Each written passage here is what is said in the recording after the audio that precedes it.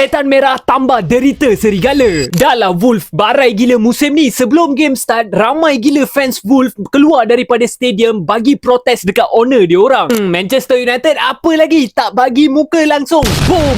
4-1 Manchester United bantai Wolf. Sekali lagi Bruno Magnifico diamkan mulut fans dengan performance yang luar biasa. 2 gol dan juga 1 assist. Cuma satulah aku memang sakit gila dengan Matheus Cunha. Dia ada banyak gila peluang skor gol tetapi menentang kelab lama dia rasa macam kesian nak skor gol tau. Even waktu Manchester United dapat penalti, Bruno bagi bola dekat dia suruh angkat penalti, dia sebenarnya reject. Kalau Matheus Cunha ni tak bagi muka dekat kelab lama dia, most possibly dia dah boleh hat-trick dalam game ni. Banyak peluang dia miss. Walaupun Manchester United menang, tapi benda yang diorang kena improve dalam perlawanan ini adalah dekat bahagian defense tau. Korang boleh nampak Eden Heaven nampak goyang dalam perlawanan ini, and sikit lagi dia nak buat kesilapan individual error tau. Tapi overall 3 mata yang sangat berharga bagi Manchester United. Arsenal, korang tunggu je. Kejap lagi Manchester United on the way pintas kedudukan korang. Hati-hati tau.